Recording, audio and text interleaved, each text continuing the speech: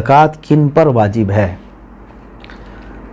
ظاہر سی بات ہے، یہ سب سے پہلے معلومات ہونے ضروری ہیں۔ سوال یہ ہے کہ میرے پاس کل 250 گرام سونا ہے، اس میں سے کچھ سونے پہ لون لیا ہے تو وہ بینک میں ہے، باقی سونا میرے پاس ہے، تو کتنے سونے پر زکوٰۃ نکالنا ہے؟ پورے 250 پر یا صرف اس پر جو میرے پاس باقی بچا ہوا ہے؟ ان کے متعلق ایک تو ابھی چند دنوں پہلے میرے مطالعے میں ایک بات گزری کہ مکہ مکرمہ میں ایک شخص تھا، غالباً اس کا نام عبداللہ کچھ بتایا گیا ہے، وہ کنٹینیو کئی سالوں سے حج کرتا تھا، اور ایک خیمے میں وہ آ کر کے رک جاتا تھا۔ جس سال ایک بڑے بزرگ ہیں حضرت مالک بن دینار رضی اللہ عنہ، یہ حج پر گئے، تو حج پر جانے کے بعد آپ نے خواب دیکھا، پورے ارکان ادا ہو گئے، اور کہا کہ فلاں بن فلاں، اس شخص کا نام لے کر کے خواب میں بتایا گیا، اس سے جا کر کے کہنا کہ تیرا حج قبول نہیں ہوا، تیری کوئی چیز قبول نہیں ہوئی۔ حضرت مالک بن دینار رحمۃ اللہ علیہ خواب سے اٹھے، پوچھا کیا ایسے نام کا کوئی شخص ہے؟ سبوں نے کہا ہم جانتے ہیں، یہ پچھلے 25 سال سے حج پہ آ رہا ہے، وہ مشہور تھا اور سب لوگ اس کی تعریف کر رہے تھے، بڑا نیکوکار ہے، بہت خوب اچھا آدمی۔ حضرت مالک بن دینار اس کا خیمہ تلاش کرتے ہوئے اس کے پاس گئے، تو جاتے ہی اس نے دیکھا، پوچھا آپ کہاں سے؟ کہا میں مالک بن دینار ہوں۔ عزت کر کے بٹھایا اور اس نے کہا کیا آپ نے خواب دیکھا ہے؟ کچھ کوئی خواب دیکھا ہے آپ نے؟ حضرت مالک بن دینار نے کہا تجھے کیسے خبر؟ کہا ہاں یقیناً آپ نے کوئی خواب دیکھا ہوگا جس میں یہ کہا گیا ہوگا کہ میرا حج قبول نہیں ہوا ہے۔ تو حضرت مالک بن دینار نے کہا تجھے اتنی باتیں بھی معلوم ہیں؟ تو اس شخص نے رونا شروع کیا، کہا اے اللہ کے ولی، پچھلے 25 سال سے میرے ساتھ یہی ہو رہا ہے، ہر سال میں حج پہ آتا ہوں، اللہ کے اولیاء میں سے کوئی بھی حج پر ہوتا ہے، وہ خواب دیکھتے ہیں اور آ کر کے مجھے خبر دے دیتے ہیں کہ تیرا حج قبول نہیں ہوا۔ کہا کیوں، وجہ کیا ہے؟ کہا بات یہ تھی، میری جوانی کا دور تھا، پیسوں کی ریل پیل میرے پاس تھی، بہت مال تھا، اور دوستوں کے ساتھ میں بہت عیاشیاں کرتا تھا۔ ایک رات تھک کر کے آیا، ماں جو ہے بیٹھی ہوئی تھی، ماں نے مجھے ڈانٹنا شروع کر دیا کہ دن بھر تیرا کوئی کام کاج نہیں، پیسے اڑاتا ہے دوستوں پر، اور وہ مجھے سمجھاتی رہی۔ تو میں نے کہا اے بوڑھی خاموش ہو جا۔ میں نے بار بار ماں کو خاموش کرنے کی کوشش کی، تو ماں نے جو ہے غصے میں کہا کہ تو اتنا بدبخت ہو گیا ہے کہ اب ماں کی بھی نہیں سنتا اور میری باتیں بھی تجھے اچھی نہیں لگتی۔ اس وقت وہ نشے میں تھا، یہ کہتا ہے میں شراب پی کر آیا تھا، نشے میں تھا، میں جا کر کے اپنی ماں کا سر پکڑا اور اس کو چولہے میں لگا دیا، میری ماں وہیں پر جل کر راکھ ہو گئی، انتقال ہو گیا۔ اتنا اس نے کہا اور ہچکیاں لینا شروع کیا۔ پھر اس کے بعد نشے کے عالم میں ہی وہ اسی طرح پڑھا رہ گیا۔ وہ کہتا ہے صبح جب میں بیدار ہوا تو میری بیوی بھی چھوڑ کر جا چکی تھی، سارے لوگ، کہ جو بندہ اپنی ماں کو جلا سکتا ہے پھر وہ کس کے ساتھ بھلائی کر سکتا ہے، سب چھوڑ کر کے مجھے جا چکے۔ اس کے بعد پھر مجھے احساس ہوا کہ میں نے کتنا بڑا گناہ کیا، سارا مال میں خرچہ کر چکا ہوں، سب خیرات کر دیا، گھر بھی چھوڑ دیا، اور اتنی نیکیاں کرتا ہوں، پوری رات نماز پڑھتا ہوں اور ہر سال حج کرتا ہوں، اس کے باوجود ہر سال مجھے یہی کہا جاتا ہے کہ تیرا حج قبول نہیں ہوا۔ وہ رونے لگا۔ حضرت مالک بن دینار رحمۃ اللہ تعالی علیہ نے فرمایا کہ پھر تجھ جیسے آدمی کے ساتھ تو یہی ہونا ہے کہ جس نے اپنی ماں کو جلا دیا، اس کے ساتھ کیا ہو سکتا ہے؟ حضرت مالک بن دینار رحمۃ اللہ تعالی علیہ یہ کہہ کر کے نکلے۔ دوسرے دن آپ نے خواب میں دیکھا کہ یقیناً اب اگر اس کی کوئی بخشش ہو سکتی ہے تو اس کی ماں کی سفارش پر ہی ہو سکتی ہے۔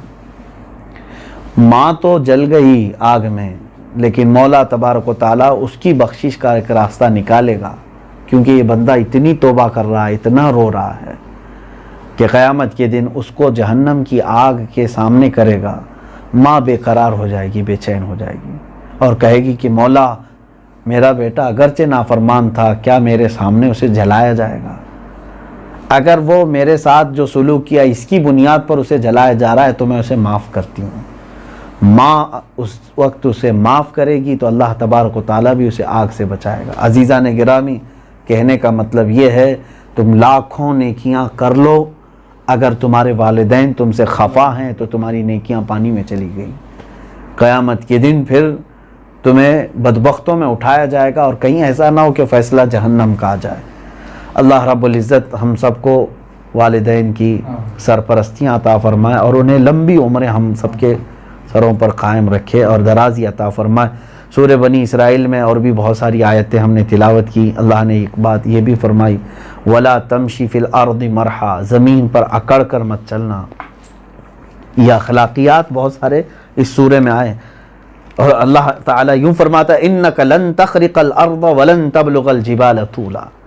بے شک تم نہ زمین پر تیزی سے اکڑ کر کے چلو گے تو زمین نہ پھٹ جائے گی اور نہ تم پہاڑ کی طرح بلند ہو پاؤ گے. تم دیکھو ذرا جس زمین پر چل رہے ہو تم سے بہت درجے مضبوط ہے یہ، اور تم اگر بلند کر کے سر اکڑا کے چلو گے بھی تو پہاڑ کے اتنا بلند ہو بھی نہیں سکو گے. غرور و تکبر اتنی بری چیز ہے یہ، جس نے عزازیل کو شیطان بنا دیا. یہ غرور و تکبر ہی تو تھا. میں کہنا انا خلقتہ، یہ اس نے کہا کہ خلقتنی من نار و خلقتہ من طین، مجھ کو تو نے آگ سے بنایا ہے اور اس کو مٹی سے بنایا ہے. اور اس نے انا کا جو لفظ استعمال کیا، اللہ کو یہی سب سے زیادہ ناپسند ہے. زندگی میں کبھی بھی کوئی چیز میں پن کی طرف نہ لے جانا. اللہ کے حبیب صلی اللہ تعالیٰ علیہ وسلم کی سنت مبارکہ تو یہ تھی کہ ہمیشہ آپ صلی اللہ تعالیٰ علیہ وسلم سارے لوگوں کو ایک بات میں شامل فرما لیتے. یعنی میں نے یہ کیا نہیں ہوتا، بلکہ حضور صلی اللہ علیہ وسلم نے عجز و انکساری کو پسند فرمایا. اور جو بندہ غرور و تکبر کر رہا ہے یہ کیسے سمجھ میں آئے گا؟ ہر کوئی یہی کہے گا میں گھمنڈی نہیں ہوں، میں تکبر نہیں کرتا ہوں. امام غزالی رحمۃ اللہ علیہ نے ایک اس کی علامت یہ بھی بتائی ہے. بہت ساری علامت ہے. اپنے اندر غرور و تکبر کو تلاش کرنا ہے تو ایک میں آپ کو تھرمامیٹر دے رہا ہوں، آپ خود بھی تلاش کرو. آپ فرماتے ہیں دیکھو اگر تم کسی مسلمان کو دیکھو تو جلدی سلام کرتے ہو، پہل کرتے ہو، تو اس کا مطلب ہے کہ تم غرور و تکبر سے پاک ہو. اور اگر تم انتظار کرتے ہو کہ وہ آئے مجھے سلام کرے، میں کیوں سلام کروں، وہ گزر رہا ہے مجھے سلام کرے، غرور ہے تمہارے اندر، تکبر ہے جس کا تم انتظار کر رہے ہو. حتیٰ کہ رسول کریم صلی اللہ علیہ وسلم بچوں کو سلام فرماتے تھے، چھوٹی عمر کے بچوں کو بھی حضور سلام فرماتے تھے. تو تکبر اور غرور ایک ایسی چیز ہے جو انسان کو ختم کر دیتی ہے. اور اللہ نے فرمایا تکبر میری چادر ہے، اور جو دنیا میں تکبر کرتا ہے گویا کہ وہ میری چادر میں مجھ سے جھگڑا کر رہا ہے. ہم تو صرف ایک ہی اکبر مانتے ہیں، وہ کون ہے؟ اللہ اکبر. اور قیامت کے دن تکبر کرنے والوں کو بلایا جائے گا. این المتکبرون، کہاں ہے وہ غرور کرنے والے، میں پن میں رہتے تھے. ان کو بلایا جائے گا، وہ سب ایک طرف ہوں گے. ان کو اللہ تعالیٰ چونٹیوں کی طرح بنائے گا، چونٹیوں کی شکل کی طرح اتنا بنائے گا. اور پورے اہل محشر کو کہا جائے گا کہ اپنے پیروں سے روندتے ہوئے ان کو جاؤ، تاکہ ان کو ان کی حیثیت معلوم ہو. عزیزان گرامی، میرے آقا صلی اللہ علیہ وسلم کے خطبۃ الوداع میں، حجۃ الوداع کے خطبے میں آپ نے سنا، حضور نے یہی تو فرمایا کلکم من بنی آدم، کلکم من آدم و آدم من تراب، تم سب کے سب آدم سے بنائے گئے اور آدم کو مٹی سے بنایا گیا ہے. ہماری حیثیت ایک مشت خاک ہے، یہ مٹی ہے جہاں سے ہم پیدا ہوئے اور وہیں پر جانے والے ہیں. تو بہت زیادہ غرور و تکبر جو ہے انسان کو خاک میں ملاتا ہے. اور ایک بات یاد رکھنا، اکثر ٹھوکر وہی کھاتا ہے جو اکڑتا ہے. اور ایک یہ بھی چیز ہے، حکماء نے فرمایا ہے کہ اگر تمہارے اندر ایمان ہو، علم ہو اور محبت رسول ہو تو تمہارے اندر غرور و تکبر نہیں آئے گا. کیونکہ جس درخت کی ٹہنی میں پھل ہوتے ہیں وہ جھکی رہتی ہے، اور جس میں پھل نہیں ہوتے وہ تنی رہتی ہے. اور پھر اکڑنا مردوں کا کام ہے کہ اب ان کے اندر کوئی بینڈنگ نہیں ہے، وہ بالکل اکڑ کر کے ہے، یعنی اکڑ کا مطلب یہ بے جان ہے، اب اس کے اندر کوئی فولڈنگ نہیں ہو سکتی. اور زندہ آدمی ہمیشہ فلیکسیبل ہونا چاہیے کہ اس کے اندر عاجزی و انکساری بھی آئے. ہمیشہ اپنے آپ کو بڑا سمجھنا اور لوگوں سے یہ خواہش رکھنا کہ لوگ ہی میری تعظیم کریں، میری عزت کریں، میں کسی کی عزت نہ کروں، یہی تکبر ہے، یہی غرور ہے. بے شمار اس کی مذمتوں میں احادیث کریمہ بھی آئی ہیں، حکمہ کے اقوال بھی ہیں. اللہ تعالیٰ غرور و تکبر سے ہم سب کو محفوظ و مامون فرمائے اور اس نحوست سے اللہ تعالیٰ زندگی بھر ہم سب کی حفاظت فرمائے. سورہ بنی اسرائیل میں دیگر بہت ساری آیات بینات جو موجود ہیں، اس میں سے ایک آیت یہ بھی اللہ نے فرمایا کہ خرچ زیادہ کرنے والوں کے متعلق وَلَا تُبَذِّرْ، اللہ نے فرمایا اِنَّ الْمُبَذِّرِينَ كَانُوا إِخْوَانَ الشَّيَاطِينَ. اللہ فرماتا ہے فضول خرچی کرنے والے شیطان کے بھائی ہیں. فضول خرچ کرنے والے شیطان. فضول خرچ کس کو کہتے ہیں؟ ضرورت سے زیادہ استعمال کرنا. جتنی ضرورت تھی اس سے زیادہ تم نے جو چیز بھی استعمال کی اور یعنی بغیر کسی حاجت کے جہاں پیسے لٹاتے ہیں، ان کو کہا گیا ہے کہ یہ شیطان کے بھائی ہیں. جیسے گناہوں پر اپنے پیسے بہانا جس کی تمہیں حاجت نہیں. ہاں، اپنے کھانے کے لیے اچھے سے اچھا کھاؤ، اپنے پہننے کے لیے اچھے سے اچھا پہنو، رہنے کے لیے اچھا گھر استعمال کیا آپ نے، یہ فضول خرچی نہیں ہے، یہ آپ کی حاجات میں سے. لیکن جو چیز تمہاری حاجت میں نہیں تھی اس پر تم نے خرچ کیا، جیسے گناہوں پر یا کسی کو دیکھنے کے لیے، معاذ اللہ رب العالمین، یہ جو کچھ ہمارے پیسے خرچ ہو رہے ہیں اس کے متعلق اللہ نے فرمایا یہ شیطان کے بھائیوں میں سے ہیں. اللہ تعالیٰ اس بری عادت سے بھی ہماری حفاظت فرمائے اور قرآن پاک کی ہر آیت پر ہمیں عمل کی توفیق عطا فرمائے. وآخر دعوانا ان الحمد للہ رب العالمین. کچھ سوالات ہیں، معمول کے مطابق آج بھی ان کے جوابات پیش کرنے کی کوشش کر رہا ہوں. آج کا یہ ٹاپک تھا زکوٰۃ کے متعلق. تو پہلا سوال یہ کیا گیا ہے زکوٰۃ کن پر واجب ہے؟ ظاہر سی بات ہے یہ سب سے پہلے معلومات ہونے ضروری ہیں. زکوٰۃ مالک نصاب پر، عاقل بالغ مالک نصاب ہو. مالک نصاب کسے کہتے ہیں؟ مالک نصاب جو ہے شریعت نے ایک لمٹ مقرر کی ہے مال میں. سونا، چاندی، مال، پیسے، اتنے لمٹ کا جس کے پاس مال ہوگا اس کو مالک نصاب کہتے ہیں. وہ لمٹ کیا ہے؟ سونے میں 7.5 تولہ، چاندی میں 52.5 تولہ، اور پیسوں میں ان میں سے کوئی ایک کی قیمت، یعنی 52.5 تولہ چاندی کی قیمت کا بھی اگر کوئی مالک ہے، جیسے آج مارکیٹ میں 52.5 تولہ چاندی کی قیمت ایگزیکٹ تو میں نہیں بتا سکتا، جو ریٹ چل رہا ہوگا روز الگ الگ ہوتا ہے. 25,000 اگر فار ایگزامپل، تو 25,000 قیمت ہے اس کے پاس، 52.5 تولہ چاندی کی قیمت ہے. سیونگ، انکم کی بات نہیں ہے، سیونگ بچی ہوئی ہے، اور اس پر سال گزر گیا تو وہ مالک نصاب ہوا، اس پر زکوٰۃ واجب ہو گئی. بات سمجھ میں آ گئی؟ اب کچھ لوگ یہاں پر کنفیوژن کے شکار ہیں کہ کسی نے کہا کہ میرے پاس 5 تولے سونا ہے، 7.5 تو نہیں ہے، 2 تولے چاندی ہے، 52.5 تولہ بھی نہیں. میرے عزیزو، یہاں پر اگر ایسی سچویشن ہے تو دونوں نصابوں کو ملا کر کے دیکھا جائے گا. جیسے 2 تولہ سونا اور 2 تولہ چاندی کو ملانے پر 52.5 تولہ چاندی آ سکتی ہے کہ نہیں آ سکتی؟ 52.5 تولہ چاندی کی قیمت ہو جائے گی. اگر کوئی ایک بھی نصاب پورا ہو گیا تو مالک نصاب ہے. ضروری نہیں کہ 7.5 تولہ سونا ہونا چاہیے. ہاں، یہ کب؟ جب اس کے پاس پیسہ بھی نہیں، چاندی بھی نہیں، خالی سونا ہے، تو دیکھا جائے گا جب تک 7.5 تولہ نہیں ہوتا تب تک وہ مالک نصاب نہیں ہے. یہ شریعت کی چھوٹ ہے. اونلی صرف سونا ہے، گولڈ ہے، باقی اس کے ساتھ دوسرا نصاب کا کچھ بھی نہیں ہے، یعنی مال بھی نہیں، پیسہ بھی نہیں ہے اور چاندی بھی نہیں ہے. تو کب تک مالک نصاب نہیں ہوگا یہ؟ جب تک 7.5 تولہ نہ ہو. لیکن دوسرے بھی ہیں اس کے ساتھ، یعنی چاندی اور پیسے، تو پھر تینوں کو ملا کر کے کسی ایک نصاب کے برابر ہو جاتا ہے تو مالک نصاب ہوگا. اسی طرح سونا بالکل نہیں ہے، پیسہ بھی نہیں ہے، لیکن صرف چاندی ہے اس کے پاس. چاندی اگر اس کے پاس 50 تولے بھی ہے تب بھی وہ مالک نصاب نہیں ہوا، کیوں؟ اونلی چاندی ہے اس کے پاس. کب مالک نصاب بنے گا؟ یہ 52.5 تولہ چاندی. اس چیز کو سمجھ رہے ہیں نا؟ بہت سارے لوگ اس میں کنفیوز ہیں کہ ہمارے پاس 10 تولہ چاندی بھی ہے، 5 تولہ سونا بھی ہے، دونوں بھی نصاب کو نہیں پہنچے ہیں. یعنی 7.5 تولہ یہ نہیں ہے اور 52.5 تولہ یہ نہیں ہے. ایسا نہیں ہے. اگر 2-3 نصاب کی چیزیں ایک ساتھ آپ کے پاس ہیں تو سب کو ملا کر کے اگر 52.5 تولہ چاندی کی قیمت ہو جاتی ہے تو آپ مالک نصاب ہو گئے. آپ پر زکوٰۃ فرض ہے اور آپ کو زکوٰۃ نہیں دی جا سکتی. کسی نے اگر ایسے شخص کو زکوٰۃ دیا تو اس کی زکوٰۃ ادا بھی نہیں ہوئی.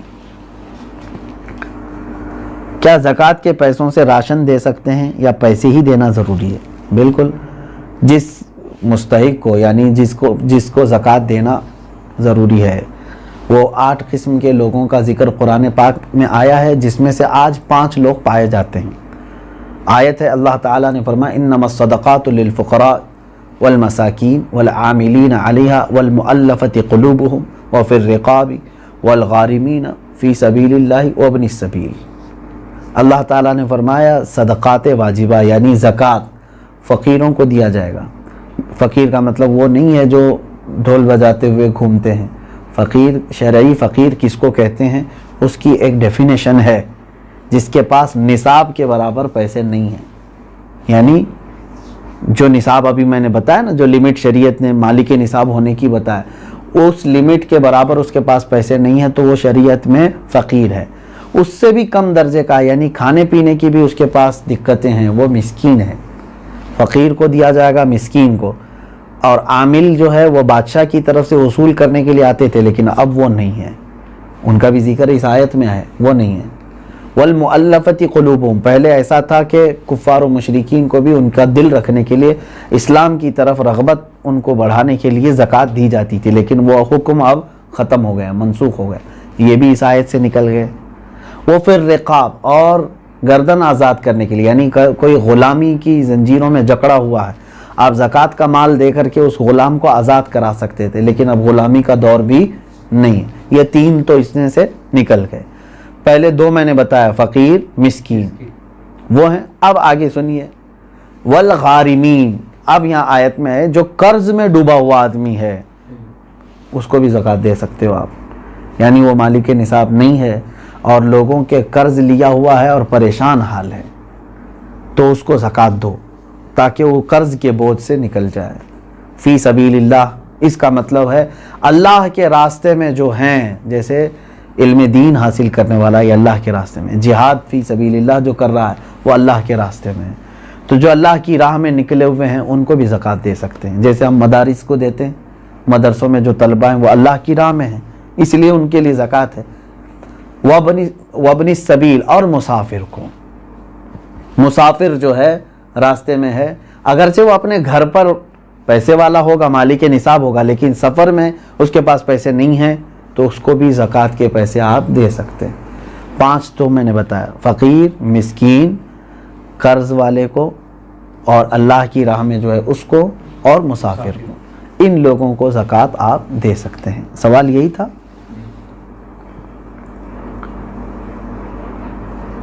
سوال یعنی جن لوگوں کو زکوٰۃ دینا ہے، میں نے یہی کہا تھا کہ ان کو چاہے تو آپ پیسہ دیں، چاہے تو ان کی ضرورت کا سامان دیں، جائز ہے، لیکن ان کو مالک بنانا ہوگا آپ کو. کیا زکوٰۃ قرض لے کر ادا کر سکتے ہیں؟ جب آپ کے اوپر ہے ہی نہیں زکوٰۃ تو قرضہ کائے کے لے لوگے؟ مزید قرض میں ڈوب جاؤ گے اور تم پھر دوسروں کو زکوٰۃ دینا پڑے گا تمہیں. قرض لے کر زکوٰۃ نہیں دی جاتی. ہو سکتا ہے یہاں سوال کرنے والا یہ کہہ رہا ہو کہ وہ مالک نصاب ہے لیکن ابھی فی الحال اس کے پاس پیسے نہیں ہیں. شاید ہو سکتا ہے ان کے پوچھنے کا مطلب یہ ہو. یہی ہے. ہاں، اگر یہ مسئلہ ہے تو پھر اس کو کہیں سے بھی اب زکوٰۃ دینا ہے. دیکھیں سچویشن کیسی ہے. 1 لاکھ روپے میرے پاس تھے، میں مالک ہوں، میں 1 لاکھ کا مالک ہوں، تو مالک نصاب ہو گیا، سال گزر گیا. لیکن ابھی ایسا ہے کہ میرے پاس پیسہ نہیں ہے، زکوٰۃ دینا تھا، تو تمہارے لیے تو شریعت نے چھوٹ رکھی ہے، جب تمہارے پاس پیسہ آئے گا تب زکوٰۃ دو گے. قرضہ لے کر دینے کی ضرورت نہیں، مزید بوجھ میں جاؤ گے. تم انتظار کرو کہ وہ تمہارا جو پیسہ ہے وہ آ جائے، لیکن اگر 5 سال کے بعد آیا تو 5 سال کی زکوٰۃ دینا ہوگا. 3 سال بعد آیا تو 3 سال کی زکوٰۃ دینی ہوگی، کیونکہ تمہارا پیسہ اٹکا ہوا ہے، جب آئے گا تب دو گے. ابھی نہیں ہے تمہارے پاس تو تمہارے لیے معاف ہے، شریعت نے کہا انتظار کرو. اور اگر قرضہ لے کر کے ادا کر دیا تو زکوٰۃ تو ہو گئی، لیکن وہ قرضہ تمہارے اوپر بوجھ چڑھ گیا. جب تمہاری اصل رقم آئے گی تو قرض ادا کرنا ہوگا. سوال یہ ہے کیا جائیداد پر بھی زکوٰۃ ہوتی ہے؟ بالکل. یعنی جائیداد کا مطلب اگر آپ یہ سمجھ رہے ہو کہ بہت سارے لوگ زمینیں جو ہے لے کر کے انویسٹ کرتے ہیں اور بعد میں بیچنا چاہتے ہیں، تو یہ مال تجارت ہوا، اس پر بھی زکوٰۃ ہے. تجارت کا جو مال ہے اس پر بھی زکوٰۃ ہے. لیکن جائیداد کا مطلب اگر آپ یہ سمجھ رہے ہیں کہ آپ جس گھر میں رہ رہے ہیں یا گھر بنانے کے لیے کوئی جگہ لیے ہیں، اس پر زکوٰۃ نہیں. ایسی جائیداد جو آپ ضرورت کے لیے لیے ہوں، وہ چاہے کروڑوں کی کیوں نہ ہو، اس پر زکوٰۃ نہیں. یہ حاجت اصلیہ میں سے ہے، ضرورت میں سے ہے. ہاں اگر کوئی ایک تھوڑی سی ایک ٹکڑا زمین کا ہی آپ نے اس لیے لیا کہ آج اس کی قیمت 10 لاکھ ہے، میں رکھوں گا، چند دنوں کے بعد 20 لاکھ ہو جائے گی، میں بیچوں گا، تو آپ اس میں تجارت کر رہے ہیں نا. تو تجارت کی نیت ہوئی آپ کی، تو اس زمین پر بھی زکوٰۃ ہے. سوال یہ ہے اس کورونا کے ماحول میں مسلمانوں کے ساتھ ساتھ غیر مسلم بھی راشن کے محتاج ہے، تو کیا انہیں اس حالت میں زکوٰۃ کے پیسے دے سکتے ہیں؟ زکوٰۃ یہ شریعت کا حق ہے. زکوٰۃ یہ شریعت کا حق ہے، یعنی اللہ تبارک و تعالیٰ نے مسلمانوں پر فرض کیا ہے. زکوٰۃ صرف صاحب اسلام کو، مسلمان کو ہی دی جا سکتی ہے. ہاں مدد کی بات جہاں تک ہے، غیر مسلم ہیں ان کی بھی آپ مدد کر سکتے ہیں مخلوق خدا ہونے کی حیثیت سے. اگر ان میں سے کوئی محتاج ہے آپ مدد کریں، لیکن زکوٰۃ کے پیسوں سے نہیں، دوسری اماؤنٹ سے آپ ان کی مدد کر سکتے ہیں. میں مدد کی ممانعت کی بات نہیں کر رہا ہوں کہ مدد نہیں کر سکتے کسی، اسلام تو مدد کرنے کا حکم دیتا ہے، لیکن زکوٰۃ چونکہ پرٹیکولر ایک یہ ہمارے مذہبی حصہ ہے، تو یہ صرف اس وقت ہی ادا ہوگی جب آپ مسلمان کو دیں گے. سوال یہ ہے کھیتی باڑی کرنے والے اپنی زکوٰۃ کیسے نکال سکتے ہیں؟ جیسے سب لوگ نکالتے ہیں ویسی ہی آپ کے پاس پیسے ہیں، سونا ہے، چاندی ہے، کھیتی باڑی کرنے والے کو پاس، تو ان پر تو وہی زکوٰۃ ہوگی. لیکن سوال پوچھنے والا اگر یہ پوچھ رہا ہے کہ کھیتی باڑی کی جو فصل نکلی ہے اس میں کیا ہے، تو اس کا طریقہ الگ ہے، اس کو عشر کہتے ہیں. یعنی جو کھیتی میں جتنی بھی فصل آپ کی آئی اس کا 10واں حصہ اللہ کی راہ میں انہیں خیرات کرنا ہوگا. لیکن یہ بھی اس وقت جب کہ وہ اللہ تبارک و تعالیٰ کی نعمتوں سے ویسی ہی اس کی فصل اگائی بغیر کسی زیادہ محنت کے، یعنی اس نے بیج بویا اور فصل نکل آئی اور کٹائی کر لیا. لیکن ایک ہوتا ہے آپ کے کھیتی باڑی کرنے والے کے لیے بورنگ کیا ہے، پانی کی پائپ لائن چھوڑا ہے اور اس کے بعد کھاد ڈالا ہے، اس میں محنت کیا ہے، تو محنت کر کے جو فصل آئی تو اس میں 20واں حصہ دے گا، 10واں نہیں. یعنی 5% اپنی پوری فصل کا 5% اللہ کی راہ میں وہ دے گا. اس کو کہتے ہیں، وہ عشر والے مسائل ہیں. اور جو بغیر کسی اس طرح کے بورویل وغیرہ کے قدرتی پانی سے سینچ کر کے فصل آئی ہے اس میں 10% دے گا. سوال یہ ہے سونے کی زکوٰۃ اس کی آج کی قیمت پر دینی ہوگی یا اس کی خریدی ہوئی قیمت پر؟ نہیں، آج کی جو قیمت ہوگی اسی پر زکوٰۃ ہوگی. اگر آپ پیسوں میں دے رہے ہیں تو، اور اگر سونے میں دے رہے ہوں تو آپ کے سونے کی جو قیمت سونار لگائے گا، ظاہر سی بات ہے سونے میں اگر آپ زکوٰۃ دے رہے ہیں تو وہی سونے کی جو قیمت سونار لگائے گا اسی اعتبار سے آپ کو زکوٰۃ دینی ہوگی. یہ نہیں کہ آپ 20 سال پہلے جو خریدے تھے اس وقت 10,000 روپے تولہ تھا اور آج جو ہے میں اسی قیمت سے دوں گا، ایسا نہیں ہے. زکوٰۃ پر سب سے پہلا حق کس کا ہے؟ سب سے پہلا حق آپ کے رشتہ داروں کا ہے، اس کے بعد پڑوسیوں کا ہے، پھر آپ کے محلے والوں کا، پھر آپ کے گاؤں والوں کا، پھر آپ کے شہر والوں کا، پھر شہر کے پڑوس والوں کا. اس طرح ترتیب ہے. اگر کوئی شخص اپنی ہر مہینے کی انکم پر زکوٰۃ دیتا ہو تو اس پر سالانہ زکوٰۃ واجب ہے؟ انکم پر کیوں زکوٰۃ دیتا ہے جب اللہ تبارک و تعالیٰ نے تمہیں اس چیز کا حکم نہیں دیا؟ جو تم جمع کر کے رکھ رہے ہو، جو سیونگ ہے. اب مثال کے طور پر میں آپ کو بتاؤں، آپ کی سیلری 1 لاکھ ہے منتھلی، آپ جاب کرتے ہیں، 1 लाख रुपए महीना कमा रहे हैं, अब 98,000 आपके राशन पानी और घर के खर्चों में सब चली जाती है और बचते कितने हैं? 2,000। पूरे साल में आपके पास कितने बचे? 24,000। तो इस पर कहाँ से ज़कात आई? 24,000 अगर ये निसाब की कीमत हो गई है, 52.5 तोला चांदी की कीमत हो जाती है 24, तो बस यही 24,000 पे ज़कात होगी, ना कि वो 12 लाख पे जो हर महीने कमा रहा था। आप कमा करके जितना अपने ऊपर खर्च कर दिए उस पर ज़कात नहीं, कमा करके जो आप बचा करके रखे हैं ज़रूरत से जो ज़्यादा, उस पर ज़कात है। ये टैक्स और ज़कात में यही फ़र्क है। टैक्स जो है इनकम पर लगती है, गवर्नमेंट जो है ना हमारी इनकम पर टैक्स लगाती है, जितना तुम कमा रहे हो उसका टैक्स दो, बचा रहे हो वो अलग है। और शरीयत ने हमको क्या कहा है? जितना चाहे कमाओ, खर्चा कर दिए तो उसकी पूछ नहीं। 1 करोड़ कमाए महीने में और तुम्हारे 98 लाख खर्च हो गए, उसकी शरीयत ने ज़कात नहीं मांगी। 2 लाख अगर तुम्हारे पास बचे हुए हैं तो उसकी, लेकिन गवर्नमेंट क्या मांगेगी? 1 करोड़ कमाए हो, इनकम टैक्स पूरे 1 करोड़ की टैक्स तुम्हें देना होगा। ये ज़कात और टैक्स में फ़र्क है। सवाल ये है, अगर किसी ने जगह खरीदी है घर बनाने की नीयत से, मगर 1 साल हो गए अब तक घर नहीं बना सके, तो क्या उसकी भी ज़कात देना ज़रूरी है?